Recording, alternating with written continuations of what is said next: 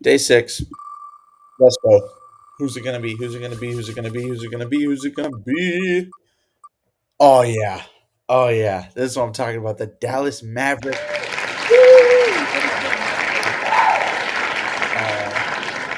Yeah, let's just get into it.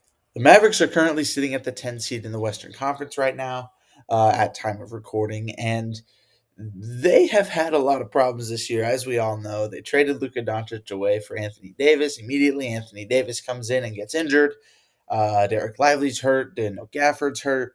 And right now, they're just kind of stuck. Nico Harrison, obviously their general manager, has talked about how the Luka Doncic trade was to set him up for now and in the future. And, you know, I question it. The first thing I'll say is that I don't think this record is necessarily accurate to show how good this team can be. Kyrie Irving has had a great, however many seasons he's been in the league. He's had a great season this season. Anthony Davis was having a very good season up until the point where he got hurt in his second game with the Mavericks. Derek Lively got hurt for a few months. Daniel Gafford just got hurt recently, a couple weeks ago, and that has kind of hurt this team. I think the injuries literally have hurt this team to the point where I think they are going to struggle to get out of the play-in because they haven't built the chemistry with each other uh, like they probably could have if Anthony Davis were to end up um, staying healthy. But outside of Anthony Davis, this trade deadline actually I thought was very good to the Mavericks. And outside of Luka Doncic, obviously, like everyone thinks about that trade and is like, that's a stupid, that's horrible, horrible, horrible. But I actually don't think they did as bad as they probably could have if they really wanted Luka Doncic out. They ended up with Anthony Davis, who is a All NBA phenomenal center, obviously. But they also ended up with Caleb Martin, not in the Luka trade necessarily, but they ended up with Caleb Martin, who's a very good role player. He's a very good player who can provide some some good offense off the bench. And they also got Max Christie, who I think is one of the bigger stories, part of that Luka trade that is everyone is overlooking. Max Christie is having a great time on the Mavericks right now. His last 5 games don't do him justice that much, but he's actually had a pretty good tenure so far on this Dallas team, and I think that this is being completely overlooked. I'm not saying that Max Christie is going to fix the Mavericks because of he's not going to become Luka Doncic. No, he's not. We all know that. But I will say that Max Christie is going to be a big part of this team in the future. But the point I'm trying to get at here is the fact that I don't think the Mavericks are in as bad of a spot as a lot of people think they are. They have Anthony Davis and Kyrie Irving, which I actually think is one of the most underrated duos right now.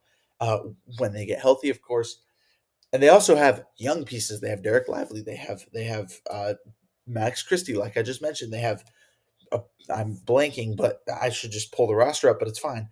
Um, they have young pieces. They have old pieces. They have money. They have a lot of wiggle room, I think, to end up going to make a splash this offseason. There's rumors about Kevin Durant. I don't know how realistic it is to get a guy like Kevin Durant.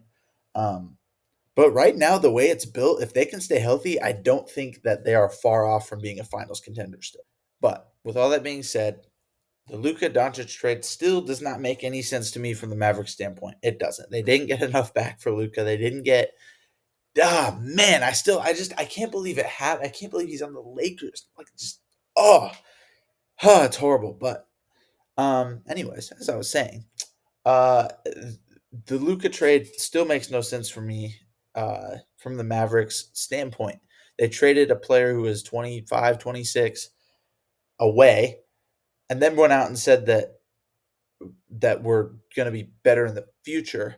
But then he also said that he might be gone in 4 years. So now I'm just questioning, like, is he just trying to screw over the Mavericks completely? Like I don't know. I just I because Luca's like, I mean, everyone knows this, and this is just obvious thoughts, and I'm still low key in shock about this whole trade. But he really like he's a top 3 player in this league. I mean, let's just be honest. He's a top 3 player in this league, and if you have a top 3 player, you're gonna be a contender no matter what. And not only that, but the Mavericks had everything around Luka in order for it to work. Everything. Everything I could have possibly wanted was around Luka in order to make it work, but they didn't want to. And I always question, why on earth do the Mavericks not want to build around a generational player who they drafted themselves? Talk about the Trae Young trade. I don't care. It wasn't a real trade. It was they handpicked Luka Doncic to draft in order to bet on that guy to be their now, their future, and everything in between. I've been saying this a lot, and I think a lot of people have been saying this, but there's definitely something else going on that went on with Nico Harrison, Luca, and Jason Kidd, and all the things. Um, and the thing that makes me the most curious is the fact that the report came out that the Mavericks went to the Timberwolves first and asked for Anthony Edwards in a trade like that for Luca. Meaning they just there's something wrong. There's something wrong with whatever happened with this trade, and I do believe it'll come out here not soon, but I think it'll come out within the next few years about how this whole Luka Doncic trade came to be and how, uh, like, why they were considering that. Like, no team should consider that. Let me put this into perspective. With all that being said, I do think the Mavericks are still a contender, regardless of the fact that they're the 10th seed. If they can get healthy, they'll be fine. They'll be totally fine. In the future, what should they do? They should, I don't know. Honestly, I don't know. I still don't. But is it reasonable to say that they should try to make a splash for a guy like Kevin Durant? Maybe. Kevin Durant would fit their timeline right now. Their timeline is 5 or so years of having a championship window. But I don't think that'd be a good idea. We've already seen what happens when they build super teams around Kevin Durant. Twice. Other than the Warriors, twice. The Nets and the Suns, and neither of them worked.